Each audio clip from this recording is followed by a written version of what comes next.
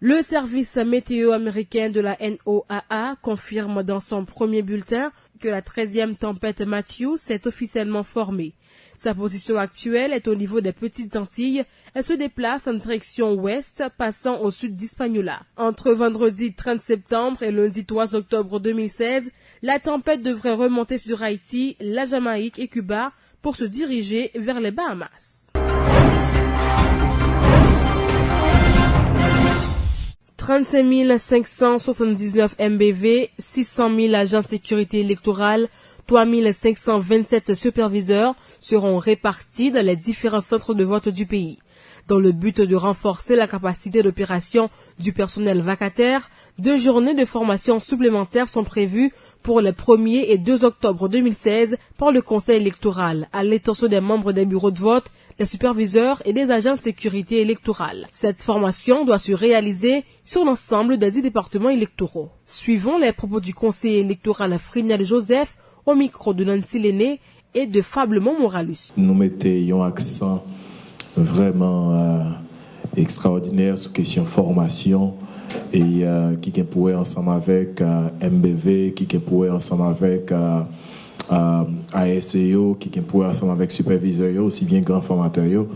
Et formation ça yo est faite déjà, mais cependant nous pourrons gagner aussi formation complémentaire qui pourra le faire samedi et dimanche, c'est-à-dire 1er et 2, et qui pourra le faire dans presque tout le pays, formation complémentaire, parce que nous voulons sûr que tout le monde bien formé, que MBVO bien formé, que superviseur, que pas de ratement dans ça, pour que tout le bagage soit bien passé. Et nous voulons mettre l'accent aussi sur le fait que à année ça, et dans l'élection ça, nous pourrons gagner environ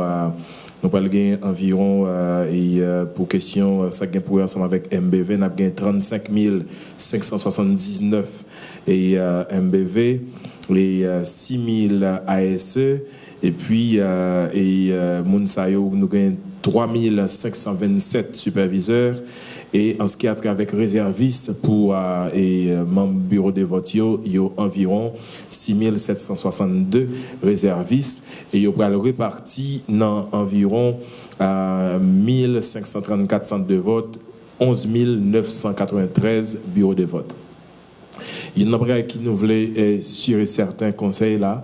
Nous bail en pile importance ensemble avec Mounzao que nous sommes cités là parce que ils représenté une pièce qui est très très très importante dans la machine électorale là. Et pour MBV aussi bien que pour tout superviseur ASE, tout le monde ça Jean-Président dit tout à l'heure a gagné des frais et que Nabayo, c'est vrai que c'est un travail civique qu'il a fait, nous même plus devons considérer comme des bénévolats, mais ça ne veut pas dire comme ça que pour nous on est gardé au danger comme ça.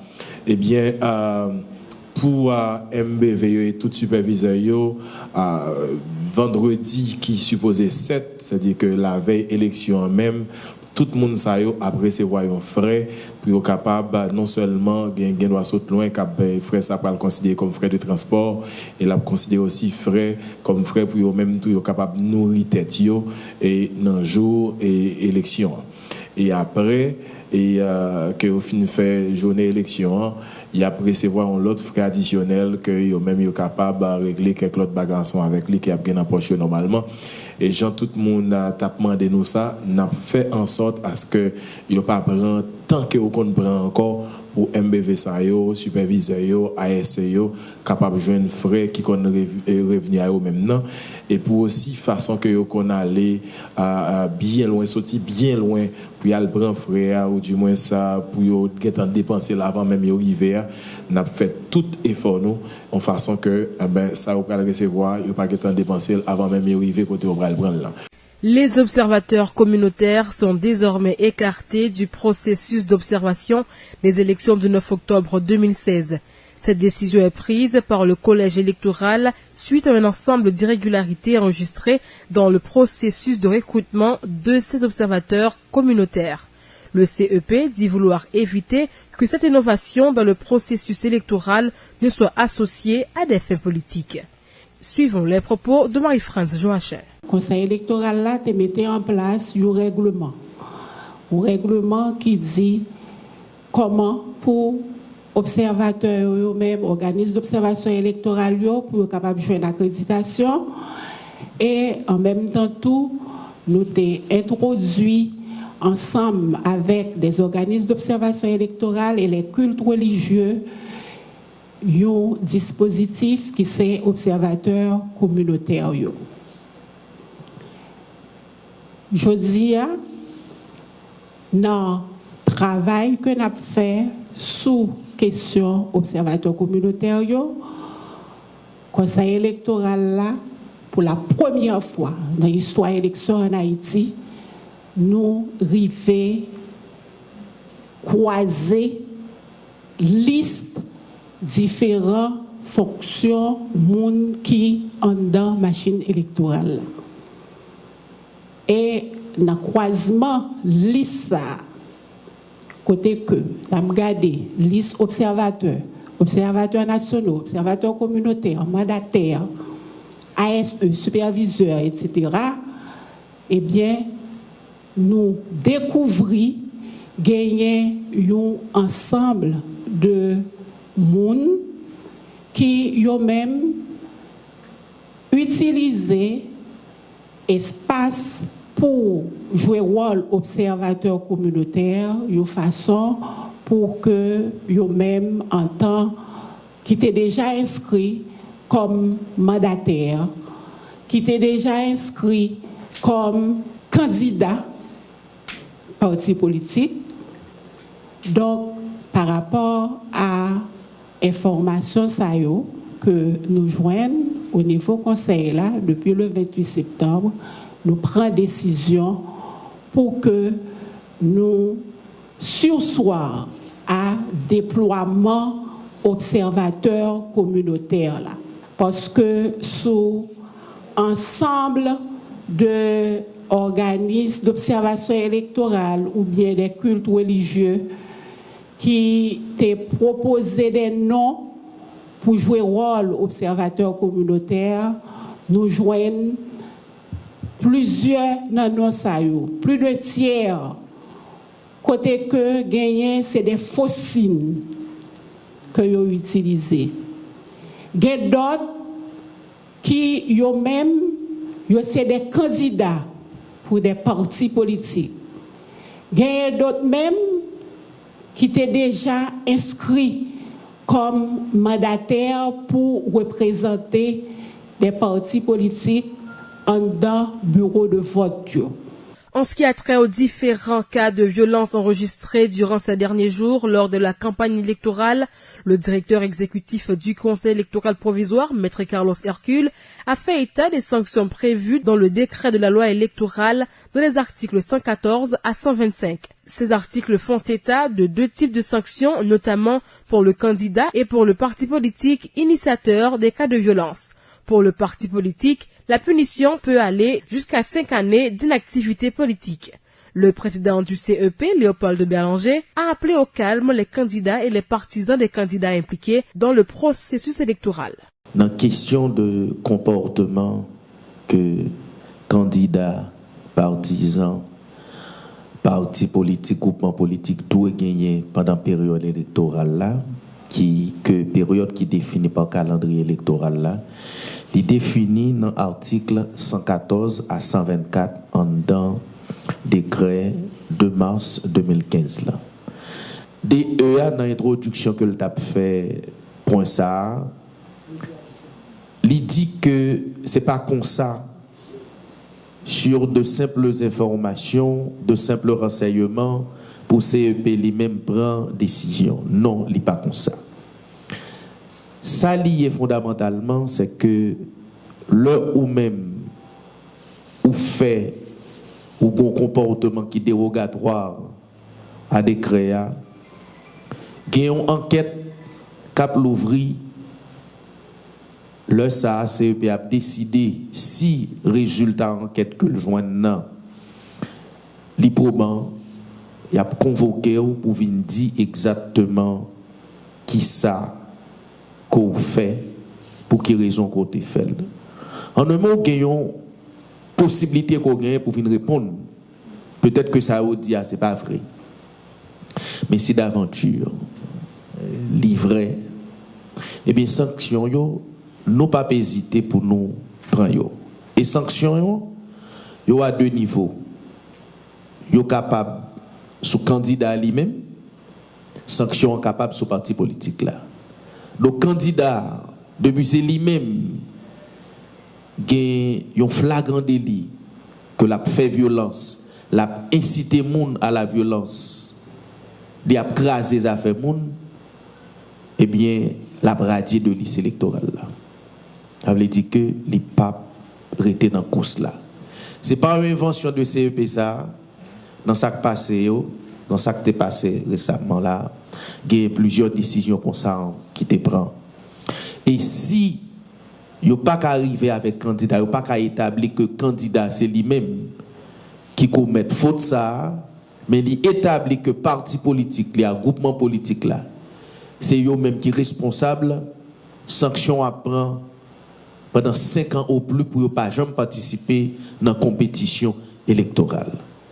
Nous croyons que c'est fondamental à ce que l'élection ça soit faite vraiment de façon pacifique, de façon responsable. Donc, candidats, yo une première responsabilité, c'est inviter partisans, inviter fanatiques, pour manifester intérêt à candidats, mais dans la paix, dans la tranquillité.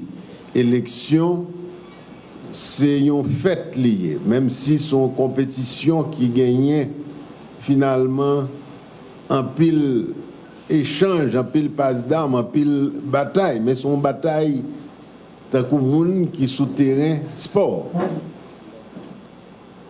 Mais il n'est pas là pour moun croiser le fait, ni pour tuer l'autre, ni pour racher l'autre, ni pour essayer de bouler ça l'autre a fait, mais pour essayer d'écraser.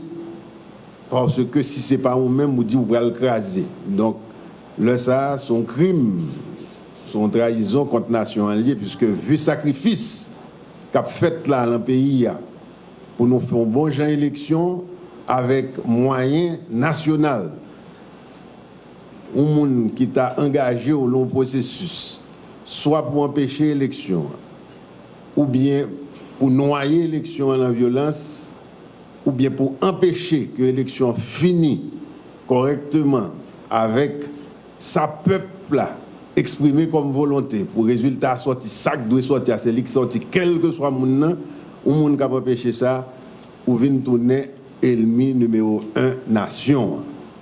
Donc ça, nous demandons certainement pour tout peuple à camper, mettez ceinture dans la taille pour assurer que le sacrifice n'a pas fait là, que la mené pays à l'autre niveau et que ce n'est pas effondré que nous allons l'effondrer parce que il y a des gens qui ont gagné des intentions malhonnêtes pour empêcher que le pays à cette fois-ci prenne cap.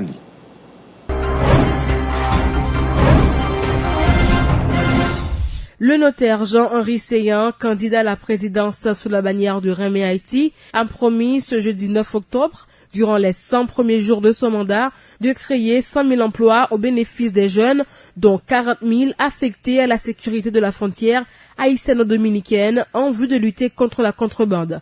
Jean-Henri Seyan qualifie de dramatique la situation des jeunes haïtiens qui ont laissé le pays en direction de l'Amérique latine en quête de mieux-être. Situation globale, situation de grande difficulté pays à traverser, qui fait que aujourd'hui, nous avons pile de jeunes garçons, jeunes femmes, qui ont couru de tous côtés, dans tout pays, comme si le pays était en guerre, qui ont quitté le pays, ils sont d'accord, toutes conditions ailleurs, seule condition qu'ils ne c'est rester dans le pays d'Haïti.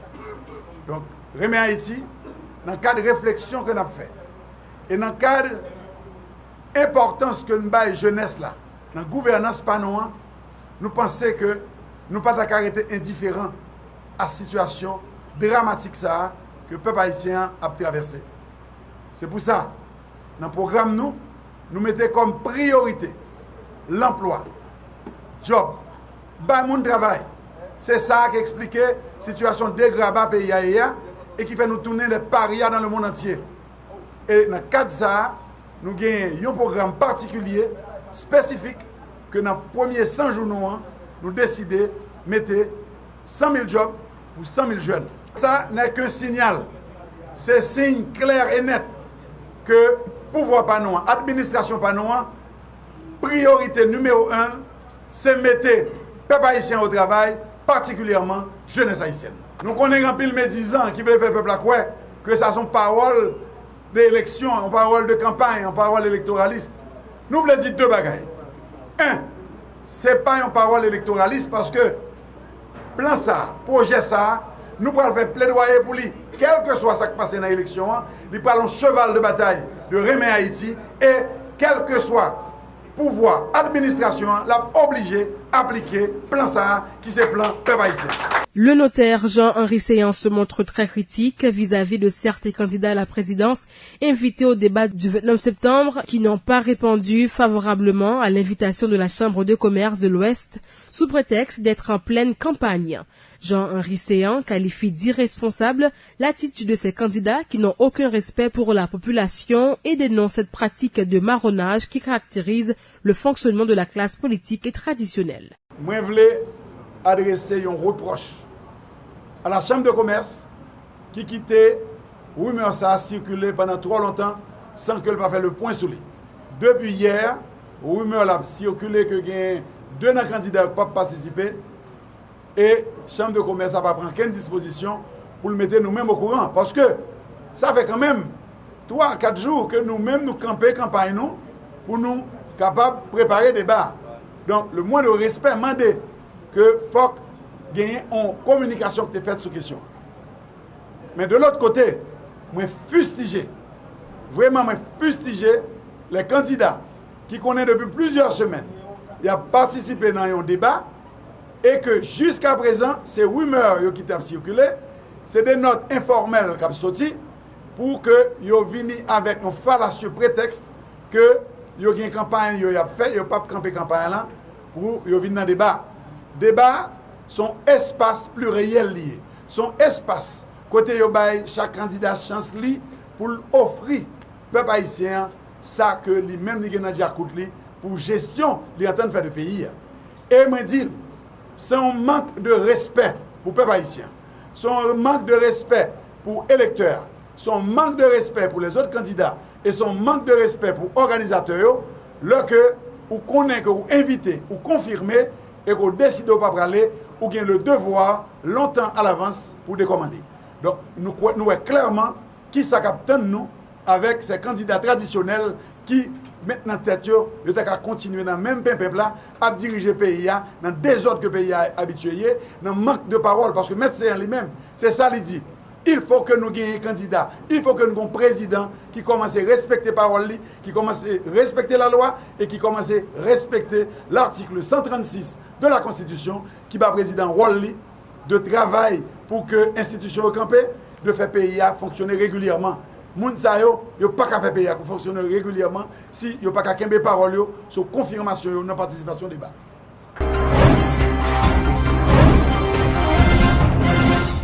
Et à présent, un coup d'œil dans l'actualité internationale. En Méditerranée orientale, le porte-avions français fait cap vers la Syrie et l'Irak. C'est la 3e fois en moins de 2 ans que le Charles de Gaulle est engagé dans la lutte contre le groupe État islamique. 8 rafales sont catapultées les uns après les autres. Ce sont les derniers entraînements dits opérationnels avant la guerre. Que ce soit l'entraînement ou la mission, de toute manière, on part pas on part avec le même niveau d'entraînement, le même niveau de concentration, le même niveau d'état physique. Avec le déploiement du porte-avions, la capacité de frappe française est multipliée par 3. Sur le Charles de Gaulle, 24 rafales sont prêts au combat contre Daesh. Au centre des opérations, dans les entrailles du navire amiral, tous les scénarios sont étudiés. On a participé à un certain nombre de phases de la lutte contre Daesh.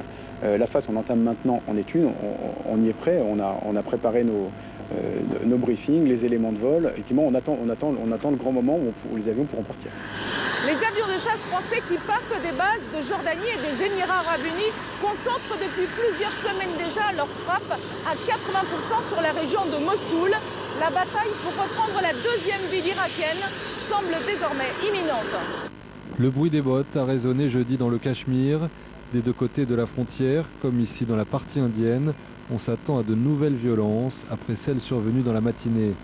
Des violences régulières ces dernières années et qui font toujours craindre le pire aux habitants de la zone disputée par l'Inde et le Pakistan depuis près de 70 ans.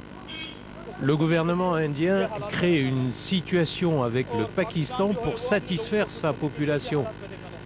Le résultat, c'est que des gens ordinaires vont être tués.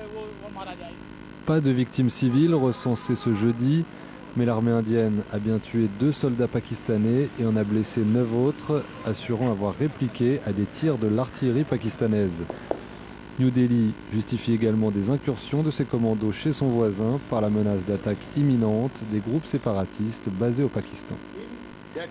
Des terroristes s'étaient placés sur des bases de lancement le long de la ligne de contrôle, avec pour objectif de pénétrer clandestinement à Jammu et au Cachemire et dans d'autres villes de notre pays pour y commettre des attentats. Le Pakistan parle lui de tirs spontanés de la part de l'Inde et menace de représailles. S'il y a une autre violation du cessez-le-feu ou de la ligne de cessez-le-feu, les forces pakistanaises leur donneront une réponse forte, si Dieu le veut. Un soldat indien se trouvant du mauvais côté de la frontière, apparemment par inadvertance, a été fait prisonnier. Les Nations Unies ont appelé les deux pays au calme et au respect du cessez-le-feu en vigueur depuis 2003. Il y a une semaine, l'attaque à la grenade non revendiquée d'une base militaire indienne s'était soldée par la mort de 18 soldats. En votant à une large majorité le JASTA, le Congrès américain a ouvert une boîte de Pandore.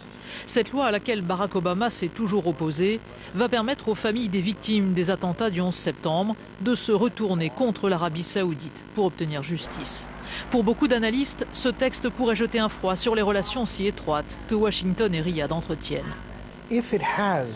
Si elle a une valeur légale, et donc si elle conduit à des poursuites judiciaires qui se concrétisent, les relations entre l'Arabie saoudite et les États-Unis seront certainement affectées. Il n'y a pas de doute. Cependant, il y aura une période d'attente et d'observation, et il y aura une période où les gens seront attentifs et voudront comprendre quelles sont les répercussions. À Washington, on se dit persuadé que les élus n'ont pas pris la mesure de leur vote. Je pense que ce que nous avons vu au Congrès américain est un cas classique, celui du remords qui apparaît rapidement chez un acheteur. Certains membres du Sénat ont laissé entendre qu'ils ne savent pas pourquoi ils ont voté, qu'ils n'ont pas compris les conséquences négatives de cette loi. Riyad, dont la responsabilité dans les attentats du 11 septembre n'a jamais été démontrée, a ressenti comme un coup de poignard dans le dos ce vote hostile du Congrès américain. D'autres experts estiment que le Royaume pourrait riposter en réduisant sa coopération avec Washington, notamment dans le domaine du terrorisme. Les liens très forts qui unissent les deux pays ont été tissés il y a plus de 70 ans, basés sur un échange de la sécurité américaine contre le pétrole saoudien. Les deux pays ont tout intérêt à rester amis, mais si une première plainte était déposée, les relations bilatérales pourraient prendre un nouveau tournant. La force de l'impact a fait s'effondrer la verrière au-dessus des rails. Le train de banlieue a foncé dans la gare de Hoboken sans pouvoir s'arrêter. Il aurait enfoncé les butoirs situés en bout de voie avant de terminer sa course dans un mur de la gare quelques mètres plus loin. Une partie de la rame est même montée sur le quai. Le conducteur du train a été transporté à l'hôpital dans un état grave. Les causes de l'accident ne sont pour l'heure pas encore déterminées. Ce que nous savons, c'est que ce train est arrivé en gare à une vitesse élevée et a démoli tous les obstacles jusqu'au mur intérieur du terminal d'Hoboken. L'accident s'est produit à l'heure de pointe. La rame était bondée. Des usagers auraient même été happés par l'arrivée du train. Selon plusieurs témoins, il n'aurait jamais ralenti. Un monsieur que j'étais en train d'aider m'a dit « Vous savez, il ne va pas s'arrêter ». Alors je me suis accroché au siège avant parce que je savais qu'il n'allait pas s'arrêter. Puis les choses, les personnes ont commencé à s'envoler. Je voyais les gens qui avaient des coupures au visage, ils avaient des contusions, leurs chemises étaient ensanglantées. Certaines semblaient avoir des blessures internes. J'ai vu 5 ou 6 personnes qui ne pouvaient pas marcher, qui étaient couchées sur le sol. Pompiers et policiers se sont rapidement déployés en masse devant la gare. Cette ligne est l'une des plus fréquentées reliant la banlieue de Hoboken à l'île de Manhattan. Ici prend fin la 4e sortie du journal Édition 62. Merci à vous qui l'avez suivi. Bonsoir.